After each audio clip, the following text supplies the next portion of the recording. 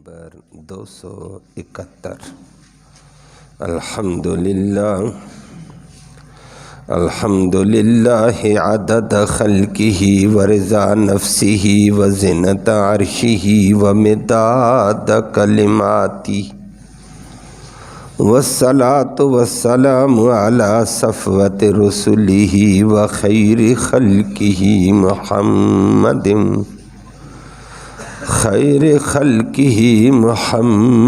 وآلہ وصحبہ اما بعد فاعوذ باللہ من الشیطان الرجیم بسم اللہ الرحمن الرحیم ان تبدوا الصدقات فنعما ہی وَإِن تُخْفُوهَا وَتُؤْتُوهَا الْفُقَرَاءَ فَهُوَ خَيْرٌ لَكُمْ وَيُكَفِّرُ عَنْكُمْ مِنْ سَيِّئَاتِكُمْ وَاللَّهُ بِمَا تَعْمَلُونَ خَبِيرٌ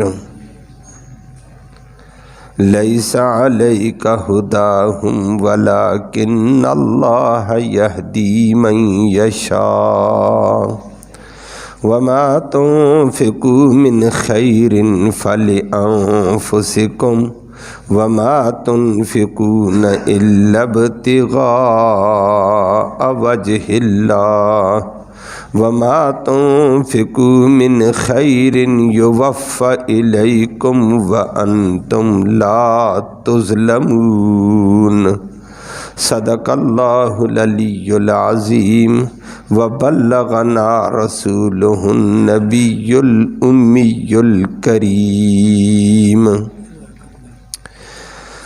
قابل تکریم معزز سامعین کرام، صدقات اور خیرات کا تذکرہ آپ سماعت کر رہے تھے، اس کے مختلف قسم کے ضابطے شرائط کا ذکر بھی آپ نے سنا۔ آج انہی ضابطوں میں سے ایک ضابطہ یہ ذکر کر کے فرمایا کہ صدقہ خیرات اگر تم ظاہر کر کے دو کسی مصلحت کے پیش نظر پھر بھی اچھا ہے، مصلحت کے پیش نظر، اور اگر خفیہ ضرورت مند کو دو تو وہ بہت ہی بہتر ہے، وہ بہت ہی افضل ہے۔ دو صحیح۔ اگلی بات کہ خفیہ دو یا ظاہر کر کے دو، نیت اللہ کی رضا ہو، اخلاص ہو، اللہ اس صدقے سے تمہارے گناہوں کو مٹا دے گا۔ اور وہ حدیث میں پھر فرمایا گناہ کے اوپر غضب آتا ہے اللہ کو، اللہ کا غضب بھی ٹھنڈا ہو جائے گا۔ گناہ مٹ گیا، غضب ٹھنڈا ہو گیا، فائدہ ہوا۔ باقی اللہ بہت بہتر ہے، وہ تمہارے ظاہر باطن کو جانتا ہے۔ تو دو باتیں ذکر فرما دی ہیں۔ تیسری بات اللہ رب العالمین نے ایک اور بات فرما دی ہے کہ جو تمہارے دائیں بائیں کافر رہتے ہیں ان کو صدقہ دے سکتے ہو۔ اللہ نے فرمایا ان کی ہدایت کے لیے دعا کرو، ہدایت کے کوئی ضابطے ان کے لیے کوئی طریقہ اپناؤ، لیکن جبر نہیں، زبردستی اسلام میں لاؤ نہیں۔ ہاں، ان کی ضرورت کے لیے ان کے اوپر خرچ کرو، نفلی صدقہ تو بہتر ہے، تمہیں فائدہ ملے گا۔ ہو سکتا تمہارے اس نفلی صدقے کی وجہ سے، نفلی صدقہ کی وجہ سے اللہ ان کو ہدایت بھی دے دے۔ اگر غریب ہیں، غربا ہیں، محتاج ہیں تو کافر بھی ہے، دائیں بائیں پڑوس میں رہتا ہے، اس کو نفلی صدقات دے سکتے ہیں۔ لیکن صدقہ جو بھی دو گے فرمایا اللہ کی رضا کے لیے ہو، اللہ اس کا تمہیں پورا پورا بدلہ دے گا۔ مسلمان کو دیا وہ بھی بدلہ دے گا، کافر کو دیا اللہ اس کا بھی بہتر بدلہ دے گا، اللہ کے ہاں ضائع نہیں ہوگا۔ لفظی ترجمہ سماعت فرمایا ان تبدو اگر تم ظاہر کر کے دو الصدقات اپنے صدقات اور خیرات کو فنعم پھر اچھی چیز ہے ہیا یہ نمایاں کر کے ظاہر کر کے دینا. نمبر 2 وَإِن تُخْفُوا اور اگر تم چھپا کے دو مخفی دو ہاں ان صدقات اور خیرات کو وَتُؤْتُوا اور پہنچا دو دے دو ہاں ان صدقات اور خیرات کو الفقراء ضرورت مندوں کو فہوا تو یہ تمہارا مخفی دینا خیر بہت بہتر ہے لکم تمہارے لیے. اور وَيُكَفِّرْ اور اللہ مٹا دے گا عنکم تم سے من سیئاتکم تمہاری سیئات میں سے اللہ تمہارے گناہوں میں سے گناہ مٹا دے گا. واللہ اور اللہ رب العالمین بما تعملون جو تم کرتے ہو خبیر اس کی خوب خبر رکھتا ہے، اس کو پتہ ہے ظاہر کیا ہے باطن کیا ہے. اگلی بات فرما دی کافروں کے حوالے سے لیسا نہیں ہے علیک نبی آپ پر بھی لازم فرض آپ پر بھی فرض نہیں ہداہم ان کی ہدایت والا ہونا، ان کی ہدایت آپ پر لازم نہیں زبردستی ان کا ہدایت میں لاؤ. آپ کا کام ہے ہدایت کے حالات پیدا کرنا، دعوت دینا، اخلاق پیدا کرنا. ولیکن اللہ لیکن اللہ رب العالمین یہدی ہدایت دے گا من یشاء جس کو چاہے گا. یہ ہدایت اس کے پاس ہے. کافروں کی ہدایت آپ پر لازم نہیں ہے کہ ہر کافر کو مسلمان ہی بناؤ. البتہ اگلی بات ہے مال خرچ کرو وما تنفقوا اور جو تم خرچ کرو گے من خیر اپنے مال میں سے. غریب کافر ہے فَلِأَنفُسِكُمْ یہ تمہاری ذات کا نفع ہے، نفع تمہیں اللہ دے گا، تمہاری ذاتی نفع ہے دو.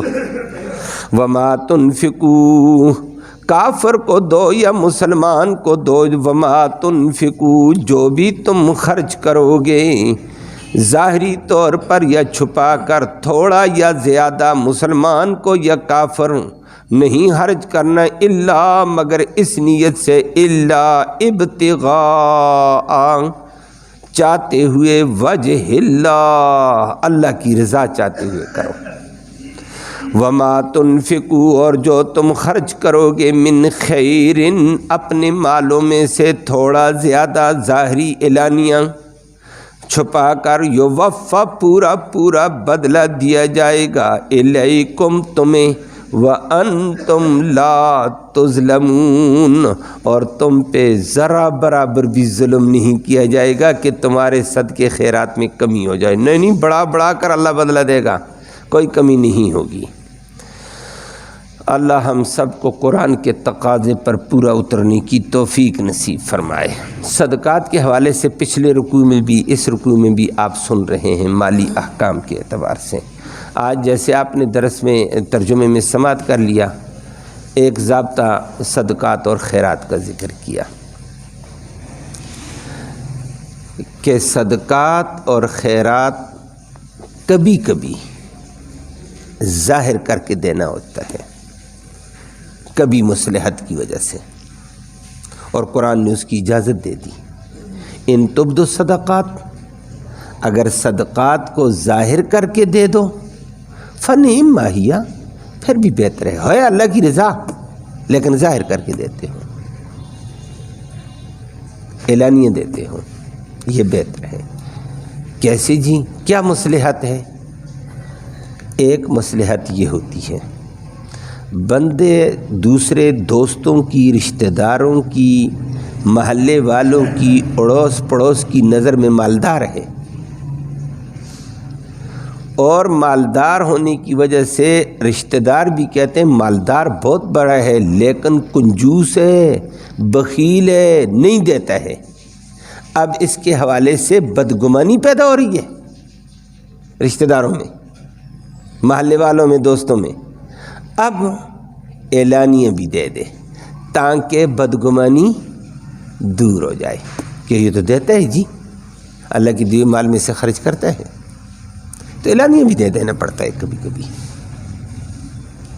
بدگمانی بھی دور ہو گئی، بخیل ہونے کا طعنہ ملنا تھا، کنجوس ہونے کا طعنہ ملنا تھا، اور اگلے کے ذہنوں میں اس کی تحقیر آ رہی تھی کہ یہ کمزور آدمی، گٹھیا آدمی، اتنا مال ہے اور صدقہ نہیں کرتا ہے۔ تو اب ظاہر کے سب کے سامنے دے دیا، دو چار کے سامنے دے دیا، سب کو پتہ چل گیا کنجوس بخیل نہیں ہے، بدگمانی ختم، کنجوس اور بخیل ہونے کا دبا ختم، اور اگلے کے ذہن میں اس کی عزت آ گئی ہے کہ بندہ ٹھیک ہے۔ اور وہ ایسے ہوتا ہے، مدارس کا مساجد کا عام اعلان ہوتا ہے، اب اس میں خفیہ کہ ظاہری دے دو، بس ٹھیک ہے، ظاہری اعلان ہوا، ظاہری دیا، اچھا ماشاءاللہ۔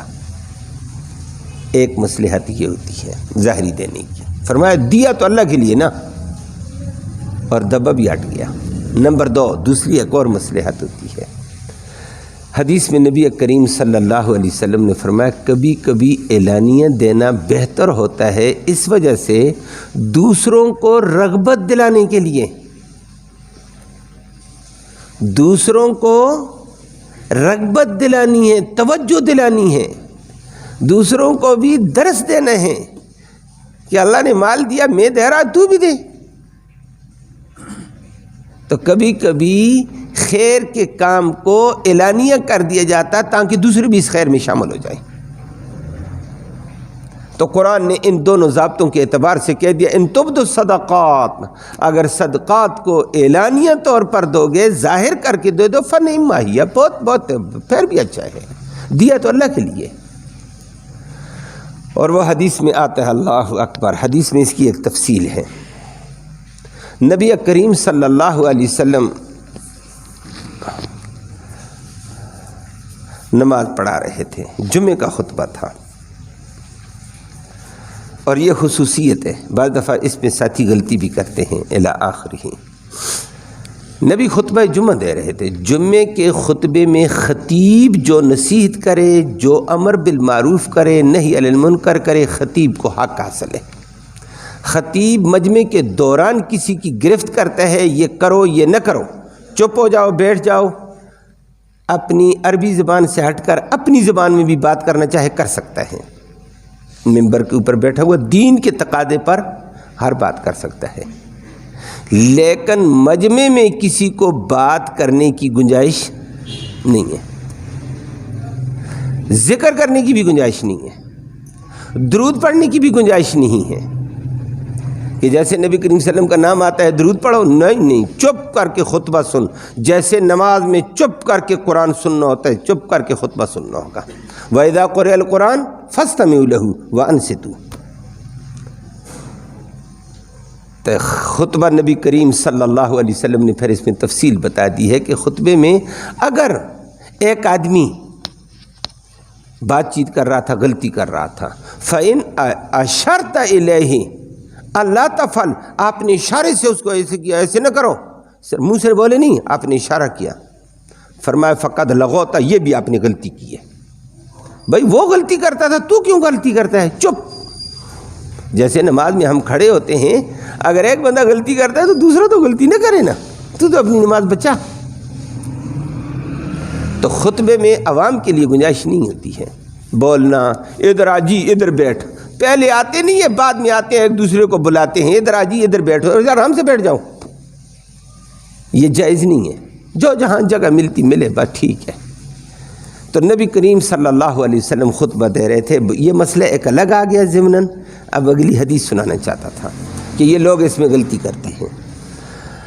حدیث میں آتا ہے داخل رجل المسجد ورسول اللہ صلی اللہ علیہ وسلم یخطب، ایک بندہ داخل ہوا، نبی کریم صلی اللہ علیہ وسلم دے رہے تھے خطبہ، خطبے سے پہلے پہنچنا پڑتا ہے، لیکن دور سے آیا ہوا بندہ ہے، دیر سے پہنچا، ظاہر ہے دور والا دیر سے پہنچے گا، یہ گھڑیاں تو تھی نہیں اس وقت، اور رسول اللہ صلی اللہ علیہ وسلم یخطب، نبی کریم صلی اللہ علیہ وسلم خطبہ دے رہے تھے، بندہ داخل ہو گیا، نبی کی نگاہ پڑ گئی یہ دیر سے آیا ہے، اور یہ دیر والوں کی تنبیہ بھی ہوتی تھی کہ کیوں دیر سے آئے ہیں۔ آج کل تو ماشاءاللہ خطبے کے بعد بھی آ جاؤ، ایک رکعت مل گئی ہے، رکعت کے بعد آخر میں پہنچ جاتے ہیں دوڑ دوڑ کر۔ خطبہ دین کا حصہ ہے، نماز کا حصہ ہے۔ تو نبی خطبہ دے رہے تھے، بندہ آ گیا، نبی کی نگاہ بندے پر چلی گئی ہے کہ یہ اب آیا ہے، دیکھا تو کپڑے پھٹے پرانے، غریب محسوس ہوا، بڑا سخت غریب محسوس ہوا، اور اس کا چلنے کا انداز، مسکنت، عاجزی، بھوکا، دور سے چل کر آیا، کپڑے پھٹے ہوئے، نبی کریم صلی اللہ علیہ وسلم اس کو دیکھنے لگ گئے، دیکھتے دیکھتے دیکھتے خطبہ روک دیا، نبی نے اس کو آواز دے دی ہے، یا فلان اصلیت رکعتین، آپ نے 2 رکعتیں پڑھی ہیں۔ وہ بیٹھ گیا تھا خطبے میں آ کر بیٹھنے ہی ہوتا ہے، قرآن و حدیث ہو تو جب بات چیت ناجائز ہے تو نماز اور ذکر اذکار یہ ساری چیزیں ناجائز، صرف قرآن و حدیث کو سننا پڑتا ہے، اس کا ثواب زیادہ ہے، اس کا ادب زیادہ ہے۔ نبی نے اس سے پوچھ لیا، خطبہ چپ کر کے دیکھتے دیکھتے نبی نے فرمایا صلیت رکعتین، 2 رکعتیں پڑھی ہیں آپ نے تحیۃ المسجد؟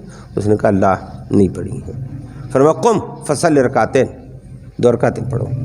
اب وہ اٹھا، سارے صحابہ کی نگاہ ادھر ہو گئی ہے، جب اٹھا نا نبی کا حکم مان کر اللہ اکبر، سارے دیکھ رہے ہیں، کپڑے پھٹے ہوئے ہیں ادھر ادھر سب کی، یہ نبی نے تعلیم کے لیے اس کو کھڑا کیا ہے، یہ نبی رحمت تھا، اور نبی دیکھ رہے ہیں رحیمانہ نگاہ میں۔ خطبہ رک گیا، اللہ، نبی رحمت تو بڑا کرموں والا، بڑے رحمتوں والا تھا۔ نماز نبی نے پڑھا دی ہے، بندے کو موقع بھی دے دیا۔ اس موقع پر بھی بہت سارے ساتھیوں کو دھوکہ لگا، خود دیر سے آتے ہیں، کہتے ہیں میں تحیۃ المسجد پڑھتا ہوں۔ بابا جلدی آ، تحیۃ المسجد پڑھتا ہے تو جب خطبہ ہو تو تحیۃ المسجد نہیں، یہ اسی کی خصوصیت امام مسلم نے روایت لائی ہے، فرمایا یہ سلیق غطفانی کی خصوصیت ہے، نبی نے خطبہ جس کے لیے روکا ہے، یہ خاص خاص لوگ ہوتے ہیں، اور نبی نے تعلیم دی، خطبہ روک دیا نبی نے، چپ دیکھ رہے ہیں۔ جب بندے نے نماز پڑھی سارے صحابہ نے دیکھ لیا، صحابہ بھی نبی کے رمز شناس تھے، نبی کے رمز اور مزاج کو بھی جانتے تھے، اللہ ان پہ کروڑوں رحمت نازل کرے۔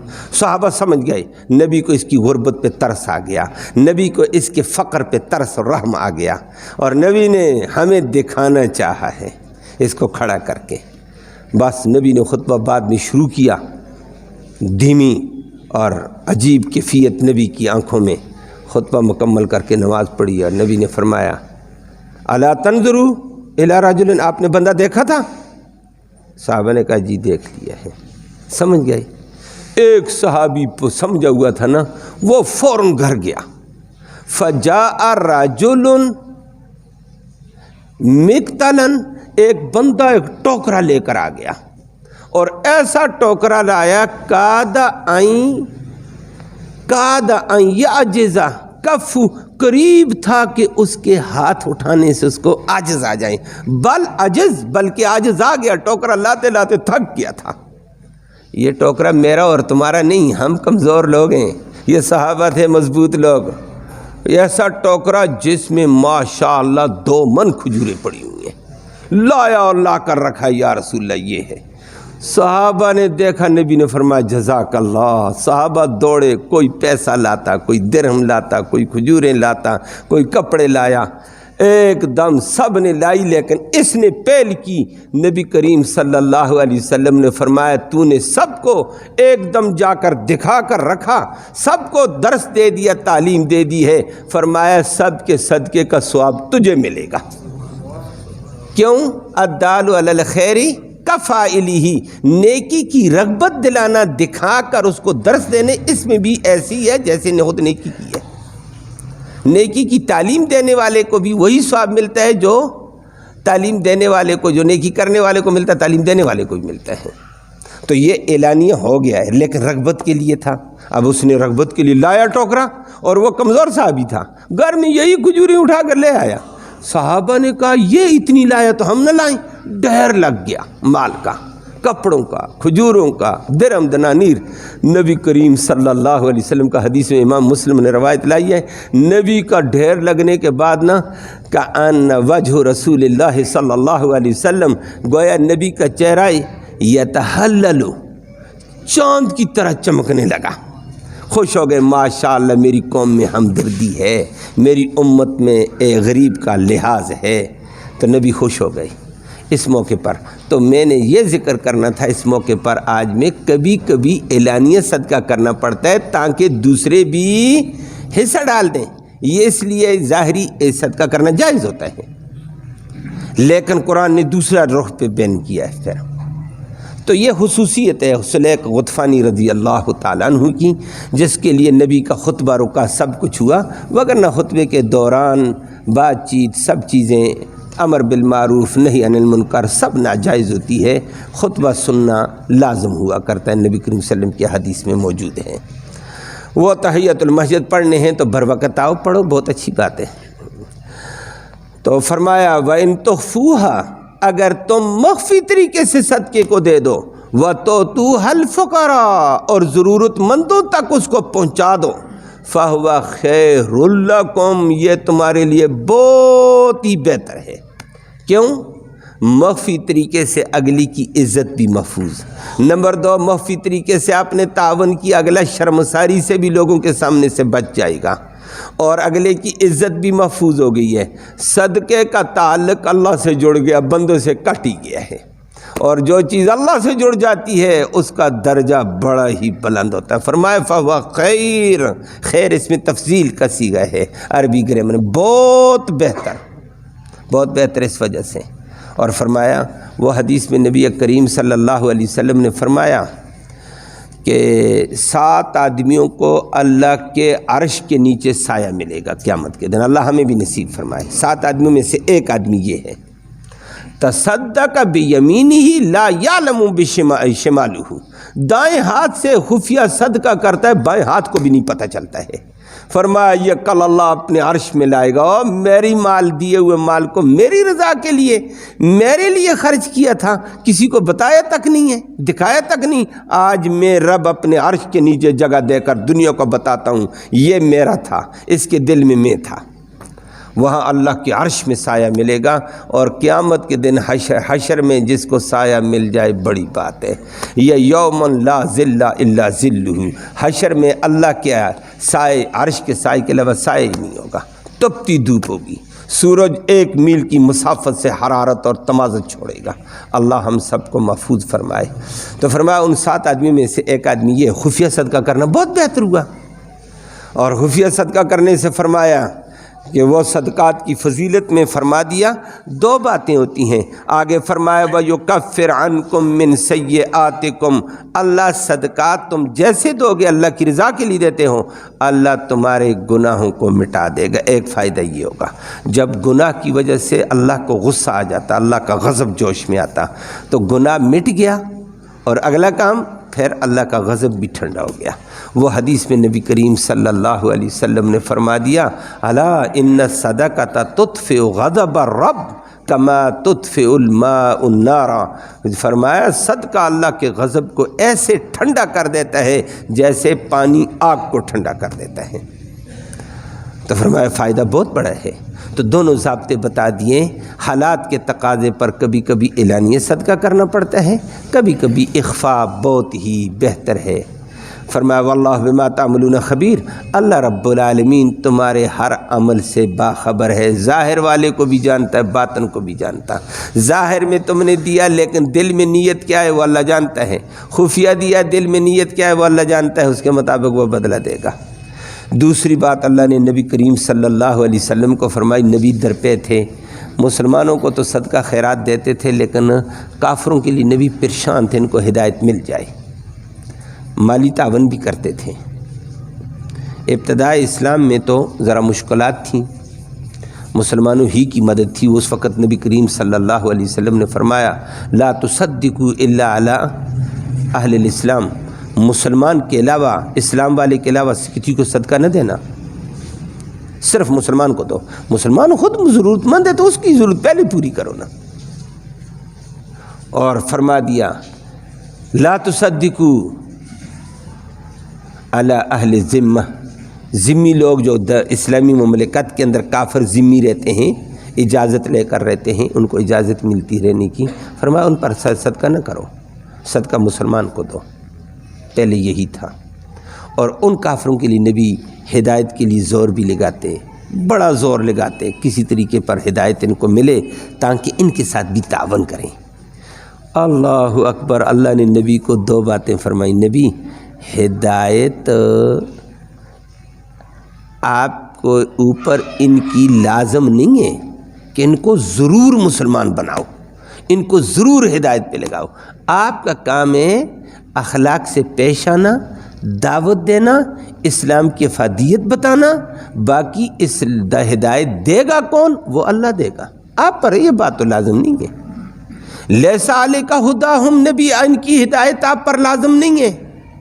ولیکن اللہ یہدی من یشاء، اللہ ہدایت دے گا جس کو چاہے گا۔ آپ کا کام ہے دعوت دینا، آپ کا کام ہے اپنی ذمہ داری پوری کرنا۔ باقی کس کے دل میں ہدایت آتی ہے یہ فیصلے اس کے ہیں۔ وہ تو نبی کا اپنا سگا چچا تھا، ابو طالب علی المرتضیٰ رضی اللہ عنہ کا والد۔ نبی نے بڑا زور لگایا اس کی موت کے وقت بھی۔ نبی وہاں بڑے غم دیدہ واپس آئے۔ اللہ نے نبی کا غم ہلکا کرنے کے لیے کہا انک لا تہدی من احببت، آپ جس کو چاہیں اس کو ہدایت آپ نہیں دے سکتے ہیں، ولیکن اللہ یہدی من یشاء، اللہ جس کو چاہے گا ہدایت اس کو ہوگی۔ آپ تو چاہتے تھے میرا چچا کلمہ پڑھے، رب کی فیصلے اپنے ہیں، آپ پر تو یہ لازم نہیں ہے۔ آپ پر لازم ہے ہدایت والے اسباب اختیار کرو، دعوت دو، اخلاق کے ساتھ پیش آؤ، بار بار ان کو بتاؤ، سمجھانا آپ کا کام ہے۔ لست علیہم بمسیطر انما انت مذکر، آپ کا کام ہے نصیحت کرنا۔ آپ دروغے نہیں پکڑ کر لاؤ دین میں آؤ، نہ یہ پکڑ کر نہیں ہے، نصیحت حاصل کر دو۔ اگلی بات، اسلام اس وقت اچھا ہو گیا تھا، فرمایا ہاں خرچ کرو، تو پڑوس میں غریب ہے، کافر رہتا ہے، دائیں بائیں کافر ہے، خرچ کر لو۔ ہدایت لازم نہیں ہے، لیکن اخلاق سے پیش آنا، اور مال بھی دو۔ مال میں سے کون سا مال صدقہ دینا؟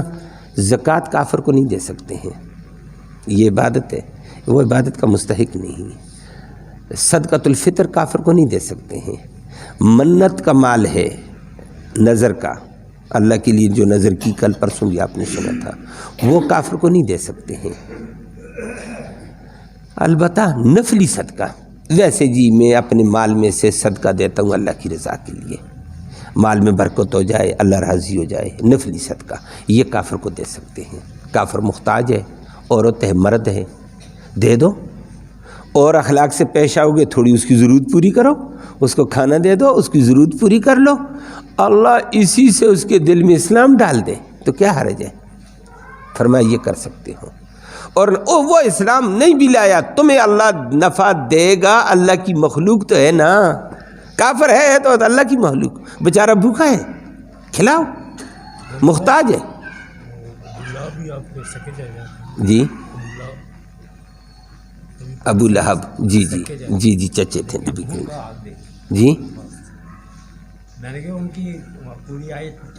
جی جی پوری صورت اتری ہے، وہ بھی مسلمان نہیں ہوا تھا۔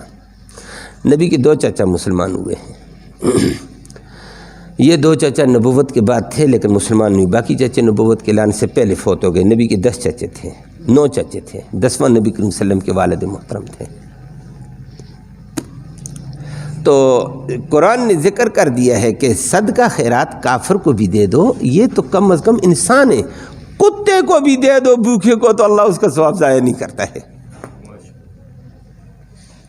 ضرور تو ہے، دل اور جگر اس کا بھی ہے۔ بخاری، مسلم، ترمذی میں روایت موجود ہے۔ اللہ اکبر، حدیث میں نبی کریم صلی اللہ علیہ وسلم نے فرمایا کہ کانت امراتن طائفتن، ایک روایت میں آتا ہے، دوسری جگہ آتا ہے کانت امراتن مومستن، بخاری کے اندر آتا ہے کتاب بدء الخلق کے اندر کہ کانت امراتن مومستن، بدکارہ عورت تھی، بدکارہ اپنی مرضی کے ساتھ چلت پھرت والی، وہ مرت علی کلب، وہ ایک کتے کے پاس سے گزری ہے، اور وہ یلحس علی رقی، کتا ایک چشمے کے منڈیر کے کنارے کے اوپر کھڑا ہانپ رہا تھا، زبان نکلی ہانپ رہا ہے گرمی کی شدت سے، پیاس کی شدت سے۔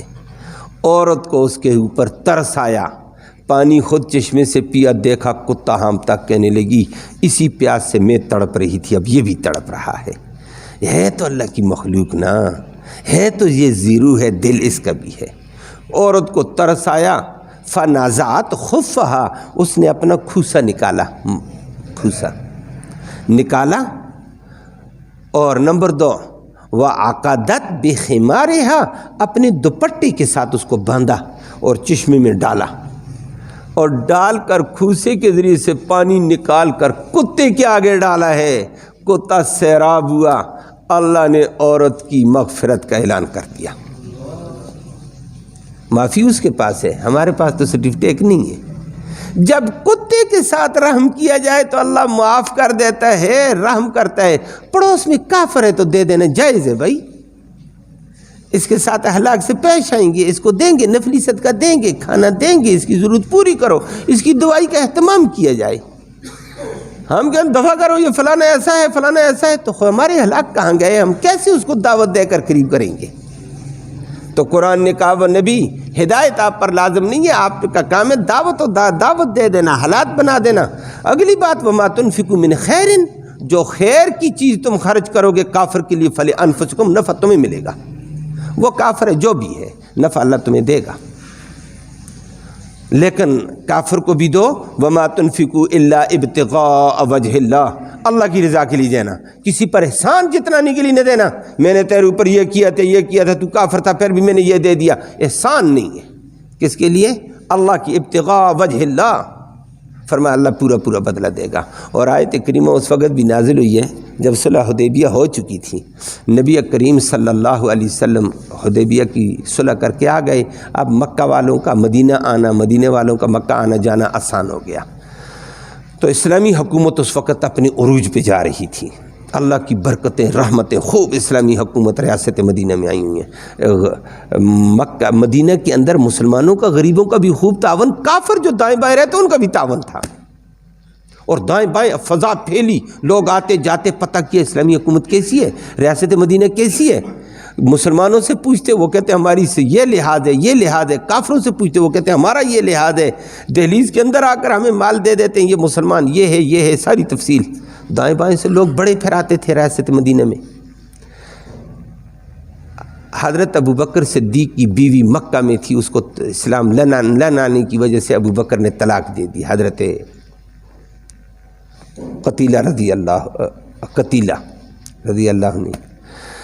تو اس کو پتہ چلا، عائشہ صدیقہ کی جو والدہ تھی ام رومان تھی، یہ ابتدا میں اسلام والی تھی، ابوبکر صدیق کی بیوی رہی، بڑا تعاون والی۔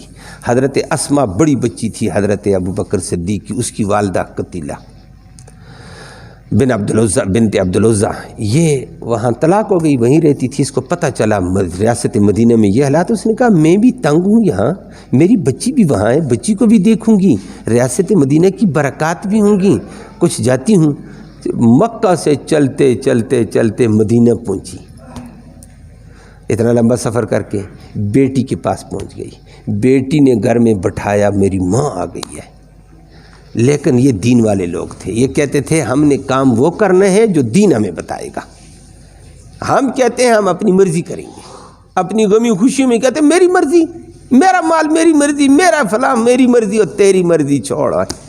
یہ زبردستی، یہ سیدھی والدہ کو بٹھایا، پانی بھی نہیں پوچھا، بٹھایا والدہ کو، بیٹھ، سیدھی دوپہر کا وقت تھا، نبی کریم صلی اللہ علیہ وسلم کے گھر چلی گئی، یا رسول اللہ جات امی وہی مشرکۃ، میری والدہ آ گئی ہے، وہ مشرکہ آپ جانتے ہیں، اور میرے گھر میں آ گئی ہے، وہی راغبۃ، اس کو اسلام میں رغبت نظر آتی ہے، وہ مان گئی ہے اسلام بڑا افادیت والا ہے، لیکن ہے ابھی مسلمان، کافرہ ہے، مشرکہ ہے، تو افا اصلھا، میں اس کی خدمت، اس کا تعاون، اس کو کھانا، اس کو تعاون مالی کروں؟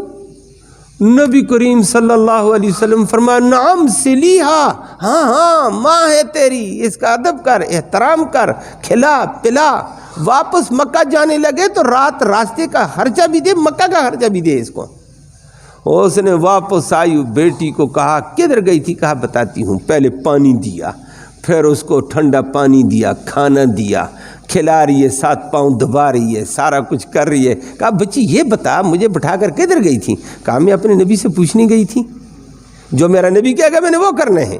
کہا تیرے نبی نے کیا کہا؟ میرے نبی نے کہا والدہ کے ساتھ لحاظ رکھ، تو کہا نبی کو تو نے بتایا نہیں میں کافرہ ہوں مشرکہ؟ میں نے بتا دیا، لیکن نبی نے فرمایا ماں ہے لحاظ رکھنا پڑے گا، کافرہ ہے، اس کا تعاون بھی کر، کھلا بھی، یہ صدقہ ہے، یہ خیرات ہے، جائز ہے، ثواب ملے گا، اللہ بدلہ دے گا تمہیں۔